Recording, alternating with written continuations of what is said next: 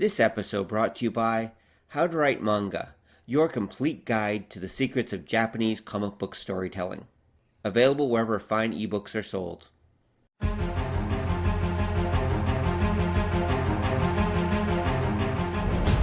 The world has gone insane.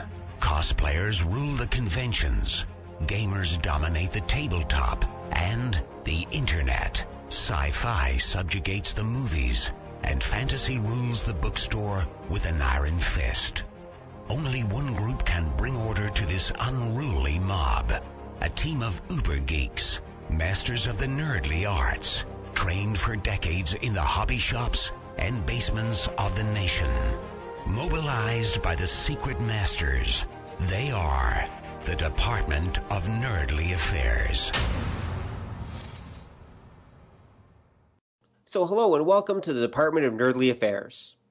I'm your host, Rob Patterson, here with my co-host, Don Chisholm. Yay. How are you doing today, Don? I'm here.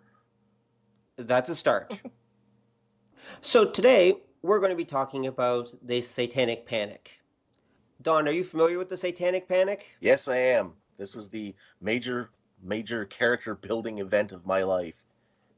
Awesome. Well, or maybe not so awesome. Before we start, I thought I'd kind of set the scene for our audience, just because I know that some people probably haven't actually heard of the Satanic Panic. They probably think I'm talking about a heavy metal band right now. But basically, the short version, for those who are not familiar with it, is that the Satanic Panic was a panic that swept America in the 1980s and to 1990s, when many people believed that there were satanic groups basically lurking around almost every corner. They believed that Satanists were hiding everywhere and were corrupting our children and doing horrible, horrible things. And so, audience, please sit back, relax for a moment, and I'm going to do my best to tell you about the Satanic Panic before we start. Sadly enough, the roots for the Satanic Panic that swept America in the 1980s actually come from Canada. Canadians are to blame, I'm afraid, Don. Aren't we always? In 1980, a book called Michelle Remembers was published by psychiatrist Lawrence Pazder and his patient and later wife, Michelle Smith. In it, Pazder and Smith documented the results of over 600 hours of repressed memories Pazder claimed to have recovered through hypnotherapy. So you know they gotta be good. These memories blame Smith's depression and other issues on ritual sexual abuse that Smith claims to have been performed on her when she was 5 by her mother, and the satanic cult working with her mother in Victoria, British Columbia. Although no evidence has ever been found to substantiate Pazder's claims, or Smith's claims, the publication of the book and the media storm that followed led the public to believe that Satanists were holding secret rituals in every nook and cranny and harboring children and teens. This was further popularized in 1983 by the McMartin Preschool incident, where it was claimed that 340 children attending McMartin Preschool in Manhattan Beach, California, had been abused not just sexually, but had taken part in satanic rituals that included seeing witches fly, traveling in a hot air balloon, being taken through underground tunnels, and, I'm not making this up, claims that Chuck Norris was one of the abusers. Most of this was the result of interviews conducted by a woman named Kee McFarlane and her staff, according to a 2006 article by Nadja Schreiber on the subject. And McFarlane and her staff made use of highly suggestive interviewing techniques and invited children to pretend or speculate about supposed events.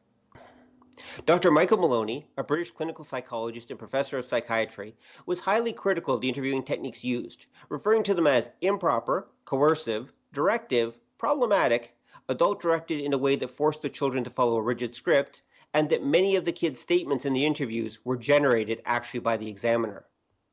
During the actual trials, the aforementioned Lawrence Pazder and Michelle Smith actually met with the children and their families and discussed the satanic ritual aspects with the families, and were believed by the initial prosecutor, Glenn Stevens, to have influenced the children's testimony. So you can tell that their testimony was high quality and completely unbiased. In the end, the trial lasted 7 years and cost $15 million, making it the longest and most expensive criminal case in the history of the United States legal system until that time, and ultimately resulted in no convictions. But what it did do, thanks to the unquestioning media's reporting of the children's accounts, was further fan the flames of the satanic panic that gripped America. Into this environment came the story of James Egbert Dallas III, a depressed young man who in 1979 tried to commit suicide in the tunnels beneath Michigan State University, and after failing, hid at a friend's house for 30 days while a major search for him was being carried out. His parents hired a private investigator, William Deere, to seek out their son. Deere knew nothing about Dungeons and Dragons at that time, but speculated to the press that Egbert had gotten lost in the steam tunnels during a live-action version of the game, which he'd casually heard of. The press ran with this, and suddenly the claim that the popular game D&D had driven a young man to suicide was national news. This was further pushed by a fictionalized accounting of the Dallas case by author Rona Jaffe called Mazes and Monsters, later a TV movie of the week starring Tom Hanks, published in 1981. Dallas himself successfully committed suicide, unfortunately, in 1980.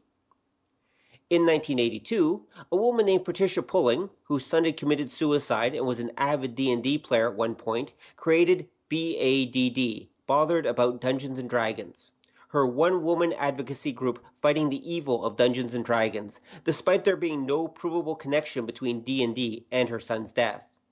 In fact, in 1987, author Michael Stackpole helped to prove that people who play RPGs like D&D are actually less likely to commit suicide than the national average. This further pushed the D&D Satanism connection, which would later be directly stated by evangelist Jack Chick in his 1984 comic Dark Dungeons, about a young gamer who is lured into Satanism by her evil, devil-worshipping dungeon master priestess. And boy, is that a mouthful to say. Yes, it is. It was a mouthful to read, too.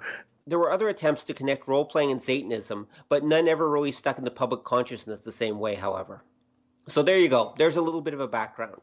So the truth is, the Satanic Panic, at least the part that's connected with D&D and pretty much the whole Satanic Panic, was basically the result of hypnotherapy, bad reporting, sensationalism, and I've also read that it was connected with daytime talk shows like Oprah and Phil Donahue was around at that time, and the other groups that basically did their absolute best to fan the flames because it got them ratings.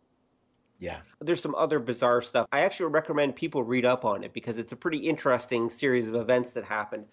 But the end result is that no one ever actually proved that there was real Satanism in D&D, or in fact that there was real Satanism doing anything evil at all, period, ever, that I could find anyway. There wasn't. You've got the facts down, but I think if you really want to see the origin of this, it starts in the 60s. Interesting. Okay, why? Please explain. Okay, and this is one of them reasons why, for anybody who's a patron of the nerdly arts, you should kind of pay attention to the real world as well, because it all ties in and it'll come back and bite you in the ass one day. Like this. Like many things. If you remember the 60s, you had kind of a more openness in North America. Society was starting to consider people in groups that had been marginalized for a while. Vietnam scared the hell out of people, so it made them not trust the government explicitly like they used to. And a lot of people from all groups and all social levels weren't terribly happy about the war. And it created the beginnings of an acceptance of counterculture.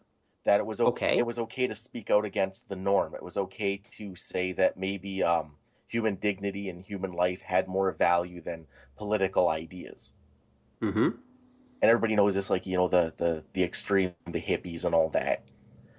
When you got to the 70s, you had fights. You had some actual headway made for different groups, notably women's rights, minority rights, especially for black people, and gay rights. And, definitely. Yep. And in the early 70s, because these groups were no longer seen as marginal, they were seen as, well, they're just like everybody else. Right. There was a lot of headway made, a lot of advancement. There was also a lot of backlash because human beings, we run on inertia. We don't really like change. And at the time, you had a lot of social changes, and a lot of people, especially more established people, were not terribly happy about that. One of the biggest things that got people's panties in a twist was Roe versus Wade. Right. The abortion case. Yeah, the one that made abortion legal in the States. Yes. That mobilized a great many evangelical Christian groups because they saw that this was like the most heinous thing ever. And you see it today. People are still touchy about this today, that it's the worst disaster that happened to the human race, and thousands of like innocent humans were killed by abortion and all this. Right. What ended up happening is that as they mobilized, you had all of these other groups on both sides start to collapse. Abortion quickly became tied in with women's rights. So if you were against one, you ended up being against both. Right. Even though they're related issues, but they're different. When the religious types started protesting the abortion and that's when you started getting a backlash against the gay rights, because a lot of evangelicals think that that's the work of the devil as well. And then that got tied in. And you started to have this grassroots religious movement based against all of the different progressive movements of the 1970s. Where the culmination of that came was when Jerry Falwell established the moral majority, which was basically all of like the hardcore right-wing religious groups amalgamating together. Like Voltron. Yeah, basically a giant super semi-fascist Voltron sent to ruin your fun. God hates fun. So and Jesus will form the head. That's right. Oh, that's terrible. But I pictured it anyway. I'm just as bad.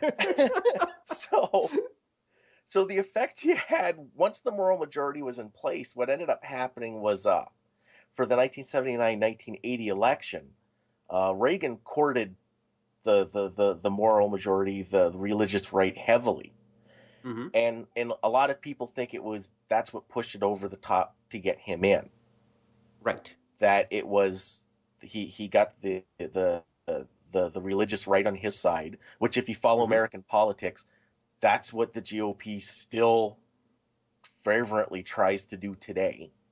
Right. And then he got a lot of votes because it was the idea of the good old-fashioned America, not this weird America where all these people that just yesterday we could hate all of a sudden have rights and such. And that was the attitude. That was and again, if you follow American politics, you still see that on the right, this make America great again, I want my country back, hearkening to this old-timey time that didn't really exist, but the image of which was painted in the 80s. Because of that, it was easy that when you had groups like BAD and you had the James Dallas Egbert III case, that when people would start saying, it's the work of the devil, that they'd get press. Like, you think the idea that Satan himself has written this game that will turn children into satanic mass murderers. It sounds crazy, but you had the mindset in place that again, the religious right was on the rise, and this was something that was easy to adapt into that, and it was something that was like the generally accepted worldview of the day. Right. And then, like you say, the media outlets jumped on board with this. Okay, so Reagan has created his moral majority, Falwell created the moral majority. Yep. And Reagan and the Republicans have ridden into power based on it. Okay, so what happens next?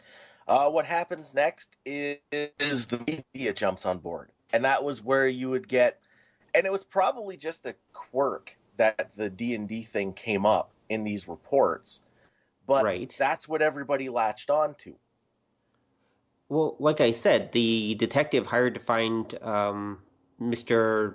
the Third there, he just kind of heard of this D&D game that kids were playing, maybe live action stuff of. He just made an offhand reference to it, and the media just totally ran with it. Yeah, it's the same thing if you look at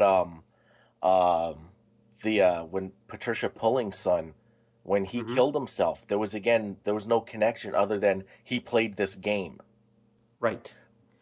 The only connection that I could actually find when I was doing research truly to D&D and crime is there was a young man whose name is escaping me now, but basically he and two members of his gaming group were actually convicted of, I think, killing his father and almost killing his mother, or I might have the deaths backwards. But anyway, trying to kill his parents. and 3 of them went to prison. Now, whether the game actually had any influence on that, who knows? Yeah. Probably, of course, obviously not. But they at least socialized while playing this evil satanic game, Dungeons and Dragons. Right. So that's the only reference I could find to D&D actually being really connected with a crime. I'm Right. sure there might be a few other tangential references, but not many. Well, there are, and you run into the problem that I'm sure when all of these people were doing these horrible things, they were wearing pants. Well, how come we don't blame pants? Oh my I'm sure God, they all Don. spoke English. How come? That's the secret. Everybody lose your pants now. It's the only way. Exactly. The pants are the work of the devil. I'm thinking of Homer Simpson. You hate pants too, right? Yep, that's pretty much it. I mean, I'm sure there were many things they were doing, but D&D, of course, was a popular game that the older generation didn't understand. Well, And so, yeah, you're half right though. okay. Well, because the game had it in the late 70s, early 80s, and I remember this because I started playing around 77, 78. And it could be difficult to find. That's one of the reasons it became a great scapegoat, because it was the up and coming thing. And invariably, parents are always looking for a reason to hate the up and coming thing because, one, it's something the kids are going to want them to spend their money on. And two, True. It's a reminder that as a grown up, you're now becoming obsolete. Yeah, the current generation focus is no longer on you. You're fading off into the past, and the new generation has replaced you. Yep. So, and it's always the same lines every generation. So that's, Oh, it is. I mean, I've seen references, for example, that over 100 years ago, when these things called paperback novels were all the rage, there was actually a moral outrage, a moral panic over paperback novels. They thought that these paperback novels, like romance and other genres that you might, detective stories and other things like that, were absolutely corrupting young minds. You can also find references to magazines corrupting young minds at a certain point, radio, comic books, of course, Yeah. the infamous comic book events of the 1950s. And pretty much every generation has the technology or game or whatever that's corrupting young minds and is going to destroy society if something's not done about it. yeah. There was once upon a time it was believed that writing was going to turn the whole human race stupid, because the fact that we can record things means we don't have to memorize them or know anything. Actually, that was Socrates. Socrates actually wrote that writing would make everyone forgetful and stupid. Yeah, there's a certain irony there. Yes, there is, considering his writings are still around today. Yep. And in fact, he was a famous playwright and, oh, never mind. But the thing is, yeah, he actually, according to his own writings, he said, no, writing will make everyone forgetful and stupid. So I had to say, for myself, I kind of skipped the whole satanic panic. Like, I wasn't an avid gamer, not in the role-playing game sense, until probably around the mid to late 80s. So as an end result, I kind of skipped most of it. Right. I mean, I was aware of the Satanism and heavy metal connection, of course. And I still remember to this day sitting on my grandparents' floor sometime in the 70s. And my grandparents and my aunt, my elderly aunt, my great aunt, were talking about that evil group Kiss and that Ozzy Osbourne guy who obviously worshipped the devil because he, bit off bats' heads on stage and things like that.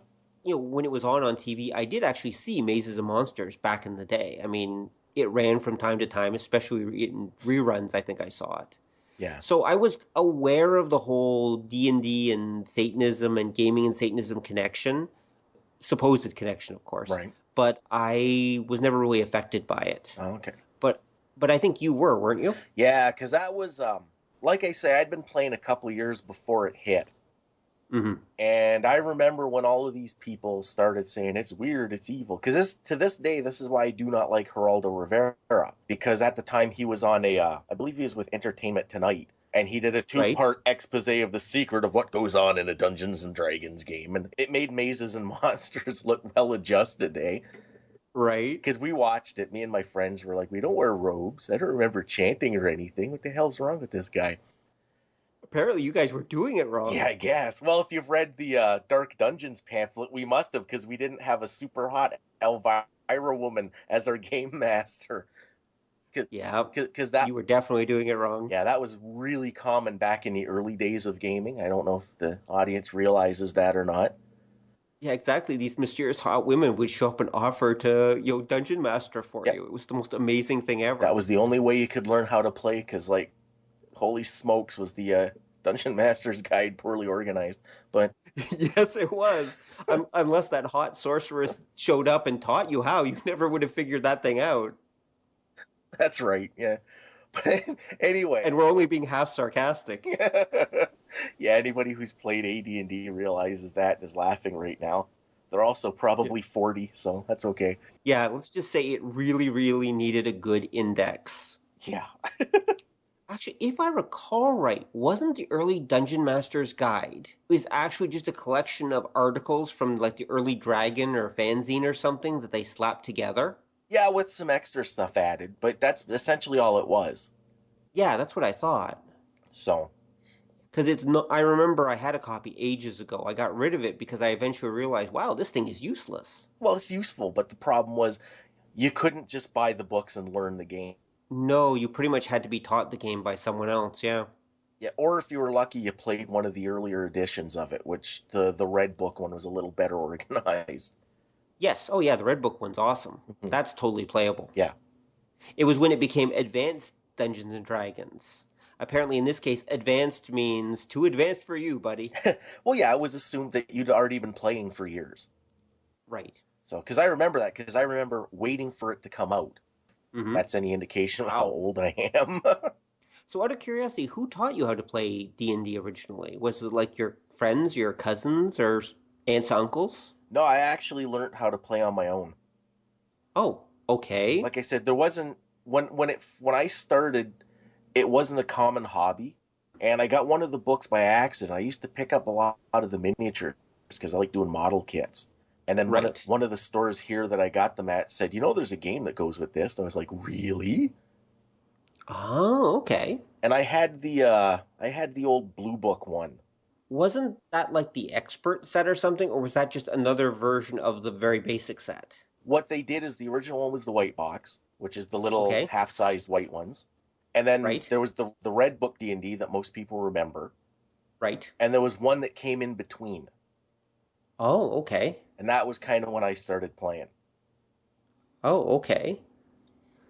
Okay, that makes sense. Because the one you're thinking, the expert rules added to the Red Book. They were the second one. Right, and that was a blue book, if I remember right, wasn't it? Yep.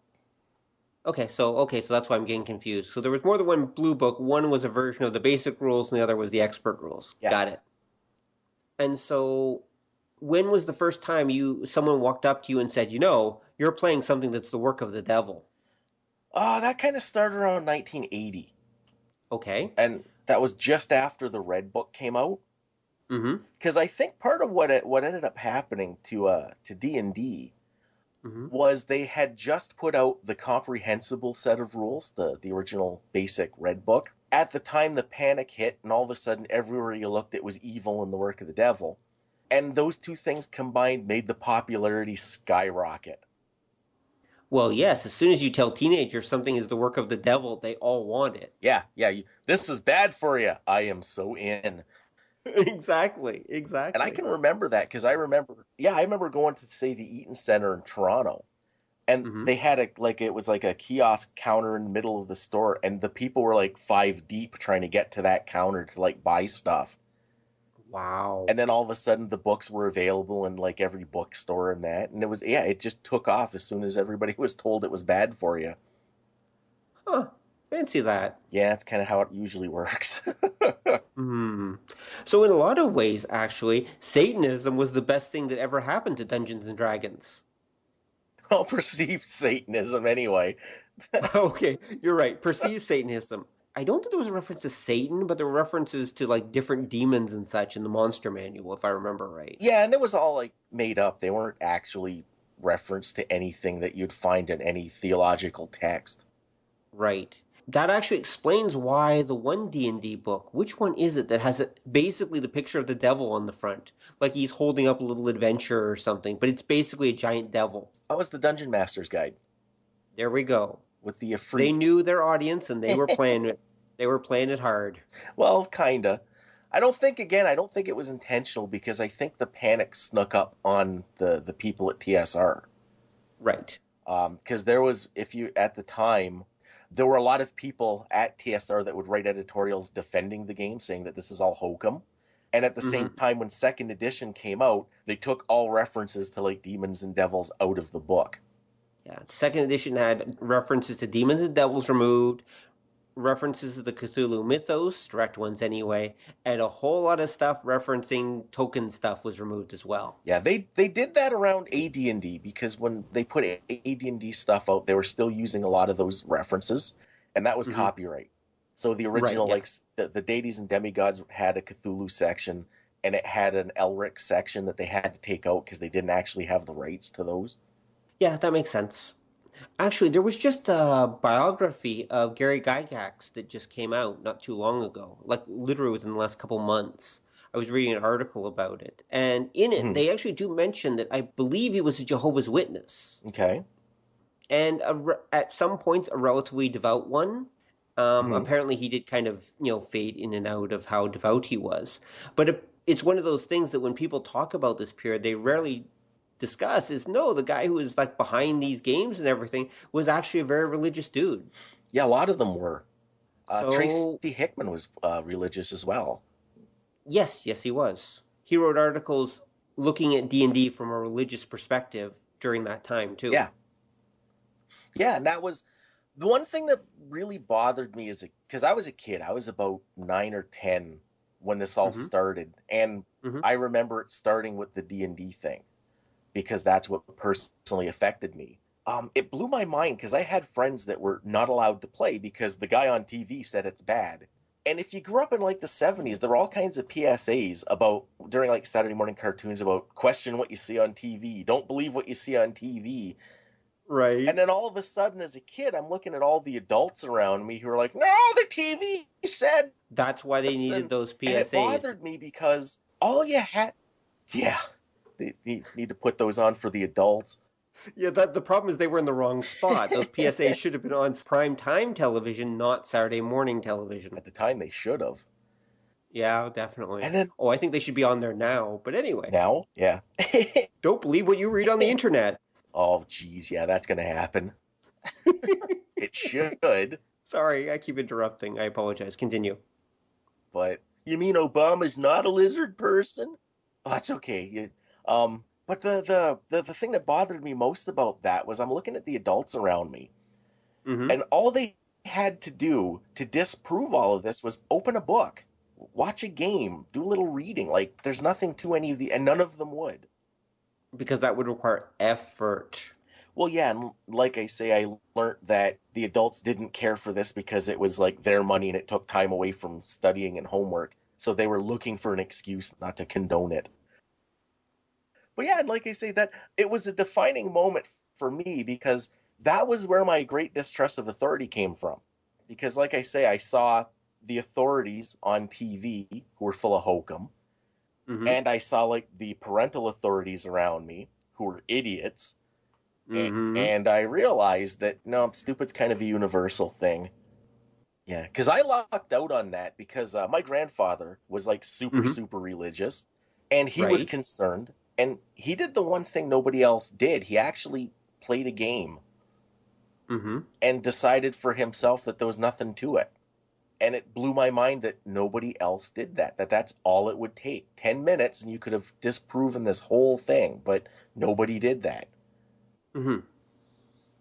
Well, your grandfather, from the sounds of it, was a pretty awesome guy. I wish I'd met him. He was, and you didn't even touch the fact that he was a mad scientist. So... Being a mad scientist is okay. Then we're supposed to socially accept everyone, Don. Especially the crazy geniuses trying to destroy the world. The term should probably be something like advanced scientific theorist now. No longer mad scientist. Fully political correctness, Batman. Actually, yeah, we should come up with a PC term for mad scientist. Differently scienced. Differently scienced. Yeah, there we go. That could work. An out-of-the-box scientific researcher. There we go. There we go. Yeah. Non-standard, out of the box, scientific researcher.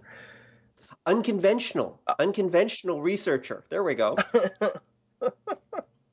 I don't know, what do they call that ham guy? The Creationist Museum guy. Ken Ham. I don't know what they Yeah. call him. Yeah, we could use that. That would be the guy who debated Bill Nye a while back. Yeah. And sat there spouting the usual while Bill Nye basically, replied with facts. Yeah. Which didn't do any good.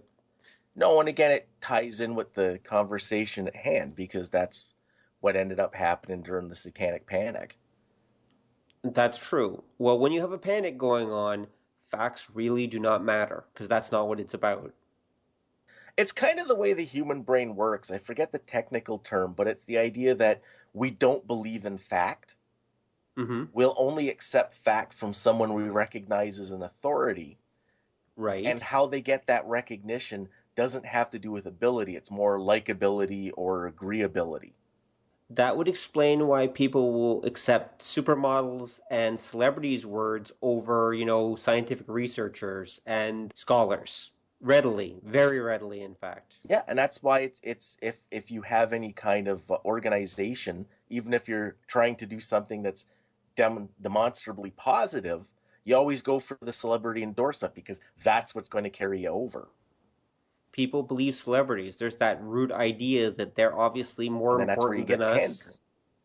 Mm-hmm. Well, yeah, and that's basically what it is. They're more important than us, and therefore we should listen to them. Yep. Actually, I had a professor back at one of the universities I attended that had a theory, and his pet theory was that the reason we keep giving celebrities honorary degrees is because we're desperately trying to justify the fact that people have so much faith and belief in those celebrities. Okay, I could see that. It's a weird backwards way of saying, well, everyone believes this person, so we'll just give them an actual academic degree as though they really actually earned it. Well, and it can work the other way too, that, if this person has this degree, then that means that degree counts for something. Ah, good point. So in a way, it's them trying to increase the legitimacy of that degree. Yeah. Okay, that makes sense. In a sad way. Very sad. Yeah. Very, very sad.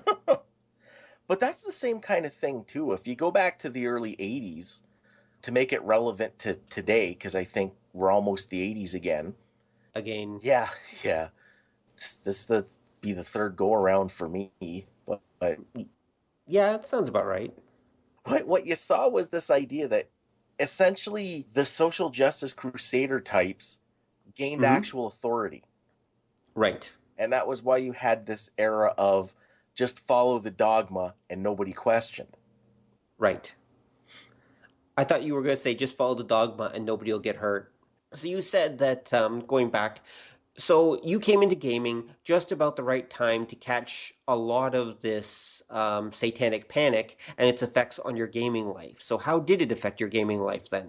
The big thing that I remember, like I say, I was cool because my folks actually played and read the books and realized the guys on TV were wrong. Mm-hmm. But I had a lot of friends that weren't allowed to play. Right. And like I said, it blew my mind because all my life I'd been taught, don't believe the guy on TV, and then everybody was believing the guy on TV. Right. Well, he sounds very respectable. No, they were just loud. It was Donahue. He had glasses. Everyone believes a guy with glasses. Well, and Geraldo, he had a mustache. Oh, yeah, there we go. He's got that amazing mustache. So, but then again, it was also the idea of people adhering to their dogma, because I was thinking of my buddy Bill. His mother was like super religious, and she absolutely forbade him from playing Dungeons and Dragons at all. Right. So we played Warhammer. And I remember her coming downstairs and flipping through the Realms of Chaos book.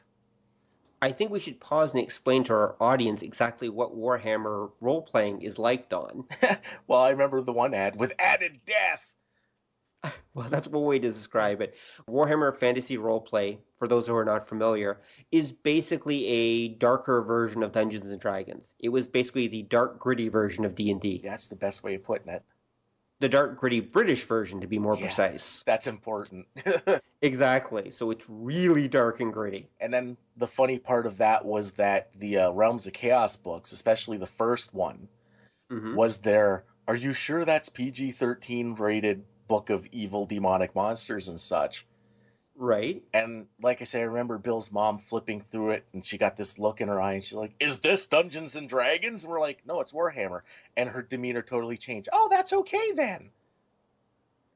And that blew my mind Right. because I could totally see somebody picking up the original Realms of Chaos book and thinking that this is some evil satanic tome. Yeah, it's funny. The book that they actually could have used to charge D&D players as Satanists, no one actually bothered to look at. No, well, it came later. It was a few years after the height of the panic. Right. And like I say, the dogma had been entrenched by then. It was Dungeons and Dragons, Mm-hmm. and anything else was perfectly fine because it wasn't Dungeons and Dragons. Now let's rewind a tiny bit here. If I remember right, you once told me that you used to actually play at school. Yeah. Is that correct? Yeah, we did. And I remember back in the day, again, this was before I was actively role-playing, but I do remember back in the day, some schools banned D&D. Was yours one of them? My grade school didn't. Mm-hmm. When I got to high school, a bunch of people were going to start a club. Mm-hmm. And the school, because again, I went to a Catholic high school as well. My condolences. Yeah, they forbade playing like D&D, and they wouldn't allow the club. So we used to play at lunch. Right. And the idea was, again, that D&D, it was like an evil influence that was overly violent. So we used to play Car Wars and Warhammer and Judge Dredd at lunch. Uh-huh. So perfectly acceptable, again, because there's like no violence in the Judge Dredd game. Oh, not at all. Judge Dredd, by the way, if you're not familiar, folks, is a far future authoritarian cop who basically, well, he does bring them back alive usually, doesn't he? Yeah, he does. The whole Barely. Yeah.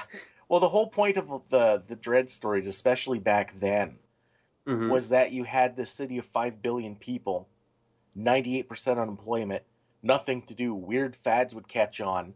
They'd go to extreme levels. Thousands of people would die, and then Dredd would come in and clean it up. Right. And you played a Judge Dredd role-playing game? Yeah. Oh, we played the hell out of that game. I thought the Judge Dredd game didn't come until years later. Was there more than one version of it? The Games Workshop one was mid-80s. Okay. Like 86, 87. Mm-hmm. By that time, you started having dissension against all the moral majority types from the early 80s. And I think part of that, too, is that was also the time where we were finding out that all of these, like, televangelists and evangelical preachers were hoarding money and diddling the secretaries and that. So they were all falling from grace. Right. And I think that took some shine off of the whole movement. Right, and that took a lot of pressure off the whole gamer community, I imagine. Yeah. Well, that, and then by that point you had like the third generation gaming, and you had a lot of different games. Right. Like at the beginning of the 80s, you were still playing Dungeons and Dragons, something just like Dungeons and Dragons, or something that was Dungeons and Dragons with a different name. I beg to differ. Villains and Vigilantes was around at that point, and so was the early version of Champions. Oh. And Traveler. Oh, there were. Traveler was about the only one that got any real press, though. That's true. Because remember that... Unfortunately. Well, yeah, that was the era, too, that if your game had a print run of 2,000 or 3,000 copies, it was a hit. Right. The only games that had a lot of exposure was D&D, and then people trying to be like them. Right. People who wanted to be D&D, because that's where the money was. Yeah. And then by, say, like, 86, when you had your third-generation games, you had games like... they did Robotech and Ghostbusters, which tied into other stories. Right, yeah, we were getting tie-in games at that point. You had tons of other genres that were being done. So it didn't look as homogenous to someone from the outside. Like, people would say, are you playing Dungeons and Dragons? And see a spaceship on the box and go, oh, no, it couldn't be. And I think, again, that kind of weakened the stranglehold. Because, like I said, the dogma was against D&D specifically. Right. That's the funny part, is that they didn't interpret it as being against any other game, just D&D. Yeah, well, because everybody thought that was the only one and that it was sort of its own thing. Well, as I covered earlier, really, there was no actual substance to the Satanic Panic in regards to role-playing games or in regards to, reality. Yeah. So, in the end, I guess it was nothing, but it was a major factor for some people in deciding whether they played D&D or not. For some young people, I definitely think it made them want to play D&D. Yeah. But the truth is, I think it actually hurt the game in some ways, too. Okay. How you figure? Well, as I said, in the case of a number of people, it prevented school clubs from forming. Right. Like, you couldn't have a school D&D club like you'd have a school chess club, especially at Catholic schools or many schools, especially in the American South, Midwest, etc., where they took that whole D&D equals Satanism thing seriously. Right. I think it did hurt the spread of D&D as a pastime and role-playing games in general. I mean, it kind of got tamped down because of that whole moral majority thing. Although I gotta say, I don't think it hurt gaming at all. I think overall for gaming, it was good. But I think there was some harm in that it created a disconnect between authority and the kids. Because I know, like I say, for myself, that was where a lot of my distrust of authority came from watching all the adults being idiots. Right. And then interesting. And then schools banning it and that, it distances those participants from school. It shows that we don't like your kind around here. So that's true. So I think it might have hurt the community more than it hurt gaming. Interesting. So it caused kids almost to develop more of a rebellious attitude towards principals, teachers, and other authority figures. I don't know if I'd say rebellious. Gamers at the time weren't the most active people, but this is true. It certainly swayed their interests away. I'm sure there were probably lots of devout Christians at the time who still played D&D and enjoyed the heck out of it. Well, yeah. Even probably some older players as well. And all you had to do was crack a book to realize all this stuff everybody was saying wasn't true. Okay, I could see that. So I guess in the end, what's the moral that we should take from this? What do you think? Keep a close eye on them social justice crusader types and don't believe anything you see on TV. Or the internet. I want to emphasize that. Or the internet. No, everything on the internet is true. No, Don. Everything on our podcast is true. The rest of the internet is junk and should not be believed. That's right. Just trust us. We know what we're talking about. Exactly. Obey the DNA. Remember that. Okay, so on that note, I think we should bring this show to a close. So thank you, everyone, for listening. I hope you found this show informative. And if you see any Satanists in your area, and especially if you find them playing Dungeons & Dragons, do not hesitate to report them to your local authorities or to the Department of Nerdly Affairs. Hello, and welcome to the extra part of the show for today. After we talked about D&D and Satanism and the 80s Satanic Panic, it occurred to us that the roots of the Satanic Panic in popular culture went back more than a bit further. And in fact, you could actually say that by the time the Satanic Panic that we talked about came around, the public was definitely primed for it, by perhaps more than a decade of movies and television and such. So we thought we'd include this extra bit of the show, so we'd talk a little bit about the roots and where that came from. Don talked last time about the sociological roots of where the Satanic Panic came from, but let's talk about the cultural media roots of where it came from. Besides, of course, Oprah, Phil Donahue, and the other talk shows of the time, they fanned the flames, but where did society get this idea that there were Satanists around every corner? All right, so let's talk about it. Now, as far as my research showed, the first of the real satanic movies was 1968's Rosemary's Baby, which was, I believe, part of the New Hollywood movement that was going on at the time. And if you're not familiar with it, is the story of a young woman and her husband who move into a brownstone building in New York, and she starts having these bad nightmares about being molested by a demon or some kind of monster, and slowly comes to discover that the rest of her building, spoilers, is inhabited by a satanic cult that are using her as the mother for the new Antichrist, or something to that effect. And it truly shocked audiences when it came out, and it became quite a major success because the baby boomers of that time were looking for something that was a little different. And boy, was Rosemary's Baby different.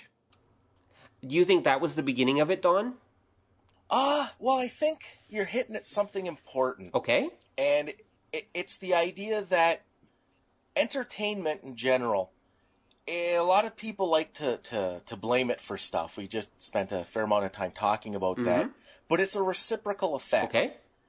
Things are going to take off if they key in with something that's currently swishing through the public consciousness.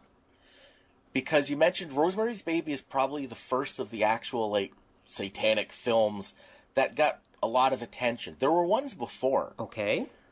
Like the 50s had a few, and I think again it was because the 50s was a horror boom because you had the advent of the B movie, and horror is really good for a B movie because it lets me use maximum titillation with minimum cost and effect. Absolutely. But there's one like I remember it was what was it? It was like The Devil's Hand. I've heard of that. I've never seen it, but I've heard of it. Yeah, which stars Commissioner Gordon from the old Batman TV show as like the leader of a satanic cult. That would be awesome. It is and it isn't, but it is. And oh man, I'm glad they're bringing back Mystery Science Theater because there's so much material out there. Hint, hint. But, yep, definitely. I look forward to it.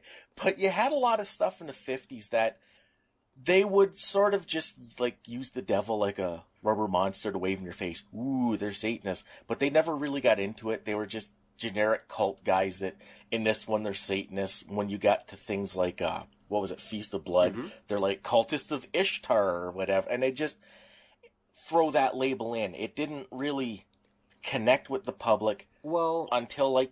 Sorry if I can interrupt. The whole idea of cults had definitely been around for a while. I mean, hell, Lovecraft was writing about them back in like the 30s or the 40s, was it he started?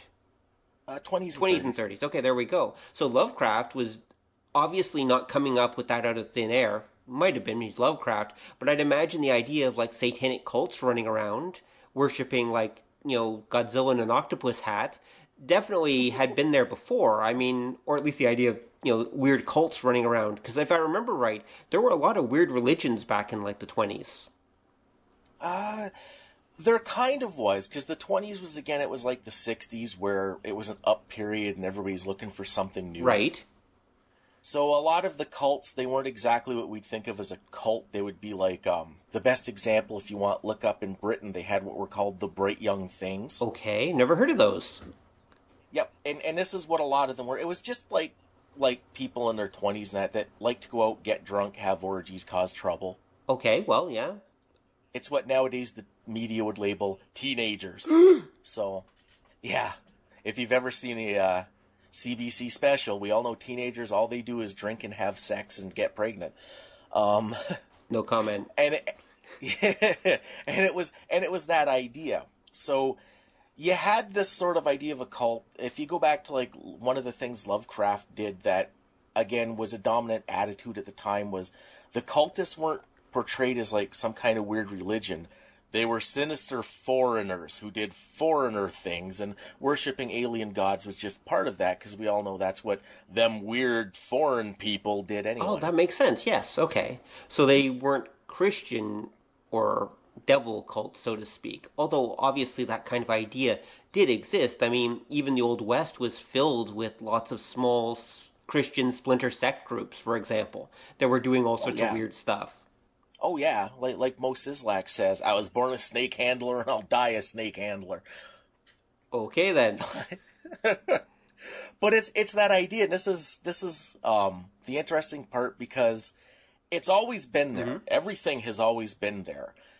But it's what does the general public key in on? What is it they take away from it? And that was why, like I said, you had satanic cults in films for a long, long, long time. But nobody cared until Rosemary's Baby. Well, Rosemary's Baby was really cute. He had his father's eyes. Oh! Nice. Nerd quote, 10 points. Woo! But anyway. You win, sir, you win. Anyway, but it was, at that time, that was what people got out of it, because again, I think if you were young, you were looking for something new, and if you were old and or establishment, all of these people looking for new things must be up to something, and it's bad, and it challenges the way we've always done things, and how could they do that? And I think that's why that idea kicked in, because it satisfied both sides of the argument. Because it showed, like Rosemary's Baby, if you go a few years later, you had like The Exorcist, The Omen. Oh yeah, that was the beginning of a whole run of those kinds of movies. Hammer was just putting them out. Even technically The Wicker Man is one of them. Yep.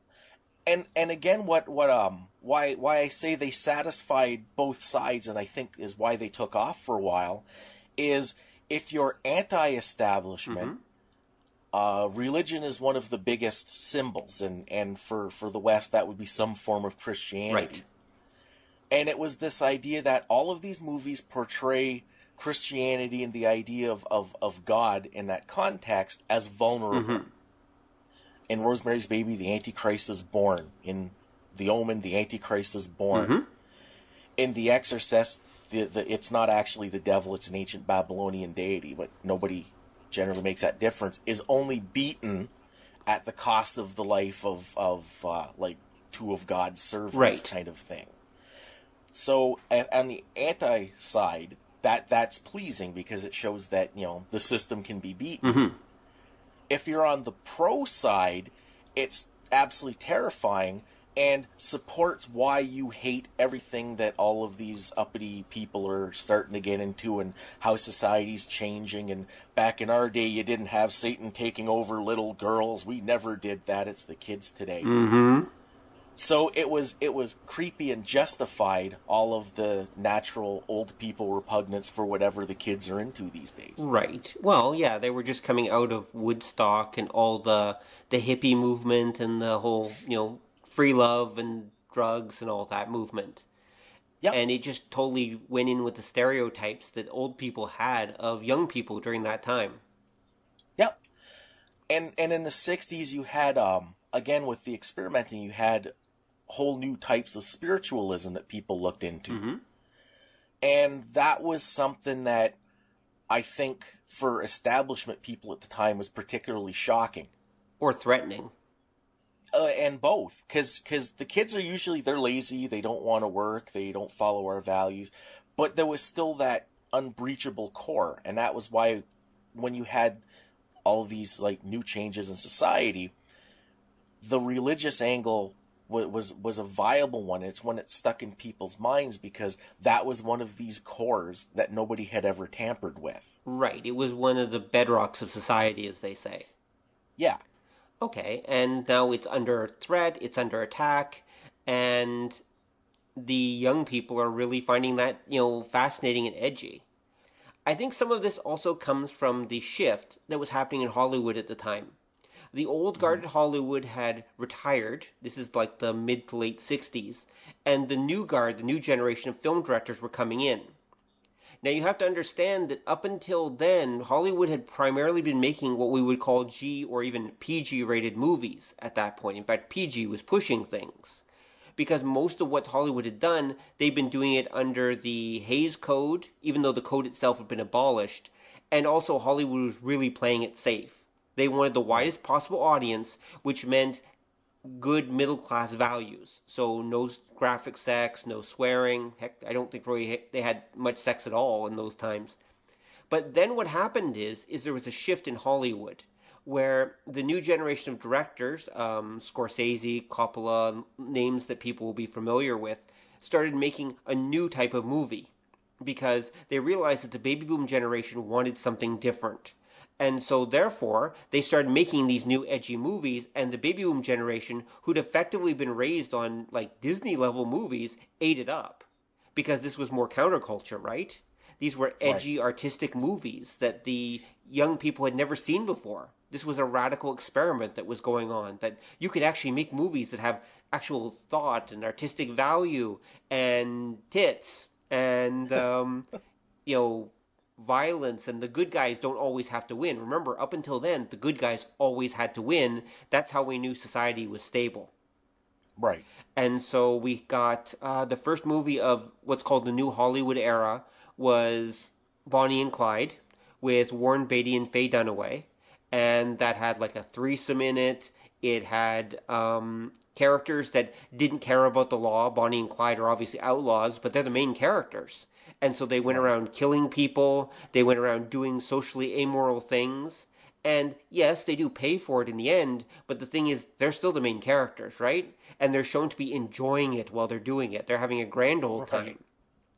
And then this would be followed by a whole lot of immoral movies, including obviously Rosemary's Baby and The Exorcist, but also movies like The Godfather, Taxi Driver, etc. This was a time of counterculture movies. It was a time when Hollywood was experimenting and was willing to let people make movies that didn't have happy endings.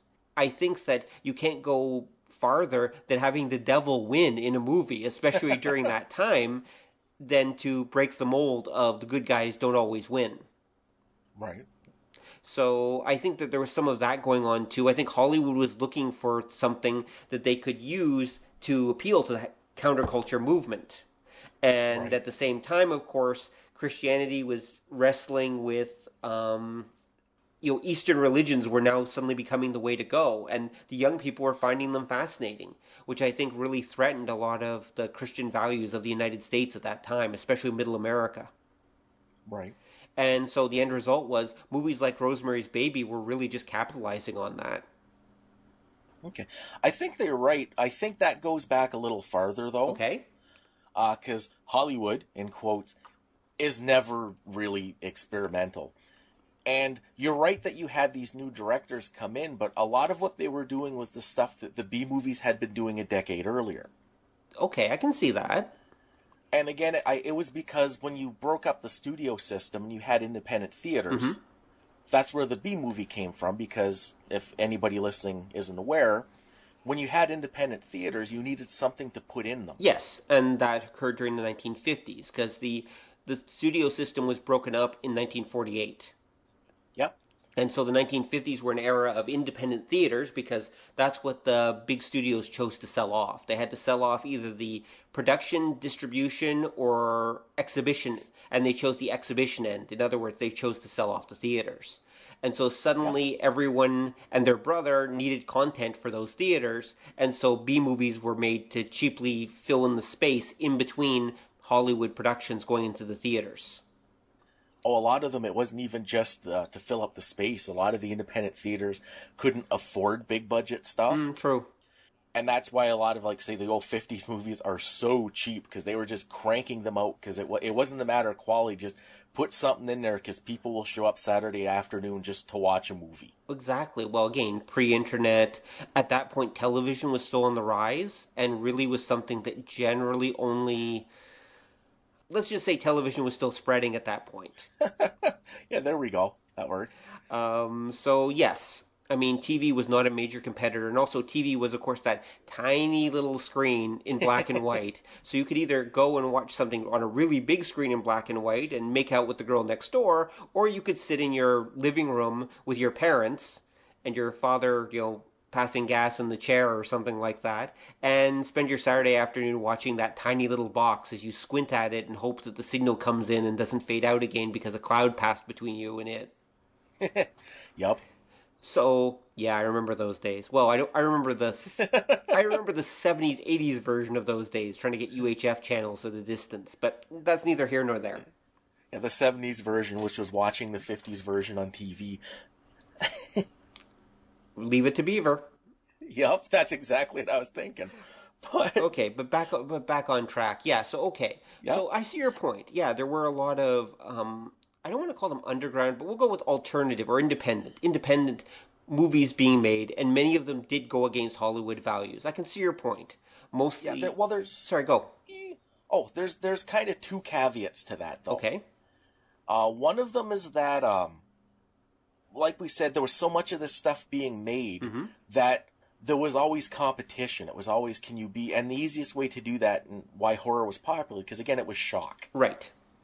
Because, remember, it was like the early to mid-'60s, you had the first of what we consider slasher films. Mm-hmm. And once that took off, you had a lot of these like no budget films that they were all about like the gore and the horror factor and that, and a lot of them still had that traditional ending. Well, hold on a sec. I thought the first slasher film was something like I thought it was either Halloween or Friday the 13th was the first slasher film. No, the first slasher film was Feast of Blood. Oh, okay. I've heard of that. Yeah, and it's a slasher, that one, and then I think what was it, 2000 Maniacs was around that time too, and that's considered an early one. But Feast of Blood is definitely a slasher film. Well, a lot of the effects look better than stuff from the 70s, but okay, I believe you. And that was where a lot of that started to come from, because they needed something to draw the people in. There was so much competition. Right, so they had to go for more and more shocking material. Yeah, and then the Hollywood guys, the new Hollywood guys, basically took those ideas and said, what if we did this competently? Would that work? That was some of what was going on, definitely, yeah. Yeah, and some of it was, oh man, Coke is awesome, but... Well, there's that too. I mean, even... Oh no, it was LSD back then, yeah, sorry. well, it was a little bit of everything. Yeah, it's true. A little bit of everything you often mix together. Well, no, Bonnie and Clyde, for example, was the result of a French film that's usually in English called Breathless, which from Jean-Luc Godard. Basically, they were just ripping off the French film industry who were producing avant-garde artsy films. And they thought those were awesome, so we got Bonnie and Clyde and a few other films that they were inspired by the French cinema of the time. That's a charitable way of putting it. Well, yeah, we'll go with that. Okay, so definitely they were trying something new, but they were trying something new for big Hollywood as opposed to trying something new, period. I mean, these ideas were already out there in independent film, but they were doing them mainstream. Yeah, it's that idea that, again, nothing just comes out of nowhere. There's always something that leads up to the next big thing. Right. And that was what it was. The other caveat that I wanted to say, and it's kind of a bit of an aside, is that you had an underground kind of film industry back in like the 30s and the 40s and that. Because you used to have like these traveling theaters. Right. I forget the technical term. And they would show stuff based on shock value, but one of the things that they would do is try to like claim there was education to it. Okay. I've never heard of this. Oh no, because it's something that disappeared, mostly because none of this stuff would get shown. So they would show films of like live birth. Oh, okay. And they would narrate it. And this is what happens when a woman gives birth to an infant. Observe and gruesome close up, how blah blah blah. And it was sort of, they were showing them because there was definitely like a shock factor. Right. This was stuff you didn't look at. It wasn't talked about in public. Right, and you normally you'd never see that kind of thing unless you were a father and you were there, or you were a doctor or nurse. Yeah, and by claiming that educational angle, they could not get arrested for showing these films. And this is one of the reasons why, if you look at, say, when you get to like the 40s into the 50s, you'll see, like, say, the juvenile delinquent films always take the angle, the shocking true story that the news is afraid to tell you. Find out what's really happening with America's youth, blah, blah, blah. And it's because it was a development from those kind of films. Ah, okay. Makes sense. And then that underground film thing, as that got mainstream, they would do stuff that pushed things. Because they had, I think they used to call them cuties. Would be movies that would have, like, topless women in them. Okay. And they might just be, it's this like woman doing her housework, but she's topless, and okay. It came out of this kind of, I call it underground because it was a lot like the underground comic scene from the 60s. And you had those became I think they called them roughies, which were like your like S&M films and stuff that came around in like the 40s and the 50s. And again, it was like this scene going on beneath the B movies. Like the B movies were sort of wanting to appropriate a lot of that shock and titillation, and they did as much as they could. But if you wanted distribution in the independent theaters, you couldn't go that far. this other layer of filmmaking was happening. These were like the theaters that you went in with like a slope brim hat and a trench coat collar pulled up. Right. Which I can remember places like that in Toronto up until like the 70s. I Like didn't frequent such places, but okay, I'll believe you. I used to go there a lot as a kid, just wander. They'd never let you in. Not that I'd be interested, because I was a fine, upstanding youth. Of course you were, yes. But you'd go down some of the freakier parts of Yonge Street, and these theaters were still around. We had some in Windsor, too, but they were mostly violent action films. I see. Yeah, we had one alternative theater place here in London called the New Yorker. Mm-hmm. And yeah, I remember in my youth they would show like weird cult films mostly. Cult films, artistic films. Is that the type of place you're talking about? Yeah, except here in Windsor they were more grungy and very cyberpunk. All right, so obviously there was a big underground theater movement going on during the 30s, 40s, and 50s of stuff that, proper people weren't supposed to be watching. Yep, that's exactly right. Yeah, and then this eventually resulted in the horror movies, which appropriated some of that. And then eventually Hollywood took it to another level by actually letting it go mainstream, at least the whole Satanism, cult, horror thing, in the end of the 60s, beginning of the 70s. Yeah.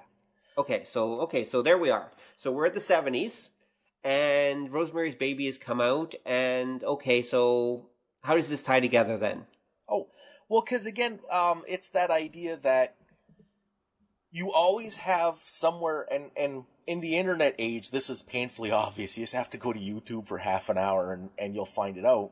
Mm-hmm. But there's always somebody doing something somewhere. Mm-hmm. Every permutation of everything you can think, somewhere somebody's doing it. And I think that's called Rule 34, but anyway. Well, that's definitely, yeah, that ties in. But it's that idea that when you get to the different levels of production, mm-hmm. like say for films during this era, mm-hmm. the big Hollywood guys would be appropriating what they could from the independent films, because they'd see, well, that works. Like, okay, people are open to this sort of thing. You can show like a guy getting his hand chopped off and nobody in the audience will die of a heart attack. Right. And then you'd get like the independent guys who'd be looking at all this like other stuff and going, wow, no, that's just too far. That's no. Okay. Every now and then maybe borrowing a little from that. So there's this whole kind of ecology going on. Mm-hmm. And that's again where I think when you get to the Satanist thing, mm-hmm. I don't think that necessarily started to gel until the 70s.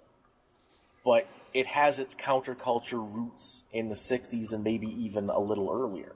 Okay, that makes sense. I can see that, but as you said, it really gelled in the 70s. I mean, obviously it was playing on some fear that society truly had during the 70s. Yeah. There was definitely something there that society was worried about, and that played on the fears. And that's where the question that I would ask myself mm-hmm. is, like I say, we were talking before, that this is how in the States the religious right came to power, riding the wave of a lot of those fears. Yes, they did. And then you have to wonder, how does the reciprocity of that work? Was it, say, the fears of the religious right that validated that kind of say, well, we're talking film, that validated those films for the counterculture people, which led to them coming up? Or was it the counterculture people bringing those films up that validated the fears of the religious right? I would say it's the latter, probably. I think the films really validated the fears of the religious right. They gave them something to point at and show that, look, these films are coming out and they're corrupting our youth and our children. We have to do something about it. I could see that. I think that they needed an enemy. They needed a devil. Right. To point at and say, look, we have to get together. This evil force is there and we've got to stop it. Right.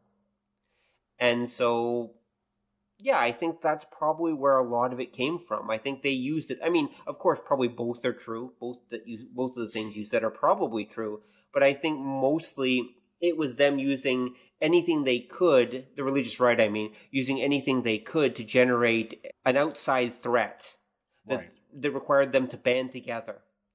And if you follow us, if you join us in our crusade, we can stave off evil and we can preserve American society. Because as we all know, American society was in an upheaval at that point. There we go. And so people were worried about how society was going to change. Right. And this was part of it. They thought, oh my God, we're all going to become godless, drug-smoking, orgy-having, devil-worshipping whatevers. And that's the fears that they were playing on. Both the religious right and the movies, obviously. Yeah. But of course, if you're going to have Satan ruling the earth, he has to have, his son show up. So therefore we get the Omen and everything else. Right. Well, again, because I think that when you personify it like that, it makes for an easier story. Well, yes. Nebulous, vague evil isn't really that interesting. No. I mean, that's like trying to personify a storm. I mean, you can do it if you're really skilled in film or writing. You can, in theory, do it, but there are limits. Right. This is why even villainous organizations tend to have agents that represent their quote-unquote face. Right. That's an old trick. Having a hero fight a faceless villainous organization doesn't work very well unless the story is about the hero's inner struggle or the inner struggle of the hero's group or something like that. Right. But anyway, we're getting off track. So, okay, so thanks to this cultural shift that was happening in Hollywood and in society, it left the door open for the religious right to rise. And then in the early 80s, they needed a new boogeyman. So they pointed to satanic cults, which supposedly exist around every corner, which everyone knew existed because of Rosemary's Baby. Mm-hmm. And then eventually this led to them needing a new threat, and that became D&D, almost completely by accident. Right. Okay, I think we've got it. Yep. Okay, so I think we'll end this show here, unless there's something else you want to say.